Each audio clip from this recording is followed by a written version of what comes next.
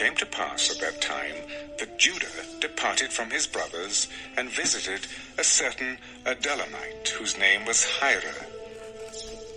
And Judah saw there a daughter of a certain Canaanite, whose name was Shua. And he married her, and went into her. So she conceived, and bore a son. And he called his name She conceived again, and bore a son, and she called his name Onan. And she conceived yet again, and bore a son, and called his name Shelah. He was at Chezib when she bore him. Then Judah took a wife for his firstborn, and her name was Tamar. But Judah's firstborn, was wicked in the sight of the Lord, and the Lord killed him.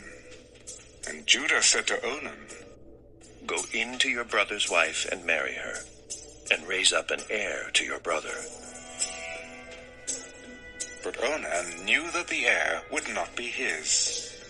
And it came to pass, when he went in to his brother's wife, that he omitted on the ground, lest he should give an heir to his brother. And the thing which he did displeased the Lord. Therefore he killed him also. Then Judah said to Tamar, his daughter-in-law, "Remain a widow in your father's house till my son Shelah is grown, lest he also die like his brothers." And Tamar went and dwelt in her father's house. Now in the process of time, the daughter of Shua, Judah's wife, died.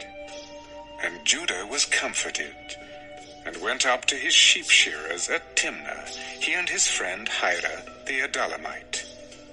And it was told Tamar, "Look, your father-in-law is going up to Timnah to shear his sheep." So she took off her widow's garments, covered herself with a veil, and wrapped herself, and sat in an open place which was on the way to Timnah.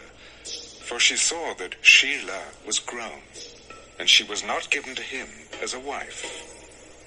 When Judah saw her, he thought she was a harlot, because she had covered her face. Then he turned to her by the way. "Please let me come in to you." For he did not know that she was his daughter-in-law. "What will you give me, that you may come in to me?" "I will send a young goat from the flock." "Will you give me a pledge till you send it?" "What pledge shall I give you?" "Your signet and cord, and your staff that is in your hand." Then he gave them to her, and went into her, and she conceived by him. So she arose and went away, and laid aside her veil, and put on the garments of her widowhood. And Judah sent the young goat by the hand of his friend the Adullamite, to receive his pledge from the woman's hand, but he did not find her. Then he asked the men of that place, "Where is the harlot who was openly by the roadside?" "There was no harlot in this place." So he returned to Judah. "I cannot find her." Also the men of the place said there was no harlot in this place. "Let her take them for herself, lest we be shamed. For I sent this young goat, and you have not found her." And it came to pass, about 3 months after, that Judah was told, "Tamar, your daughter-in-law, has played the harlot. Furthermore, she is with child by harlotry. Bring her out, and let her be burned." When she was brought out, she sent to her father-in-law, "By the man to whom these belong, I am with child.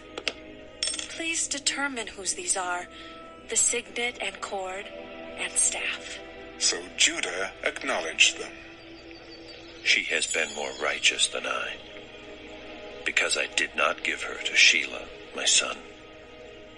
And he never knew her again. Now it came to pass, at the time for giving birth, that behold, twins were in her womb. And so it was, when she was giving birth, that the one put out his hand, and the midwife took a scarlet thread and bound it on his hand. This one came out first. Then it happened, as he drew back his hand, that his brother came out unexpectedly. How did you break through? This breach be upon you. Therefore his name was called Pires. Afterward, his brother came out who had the scarlet thread on his hand, and his name was called Zerah.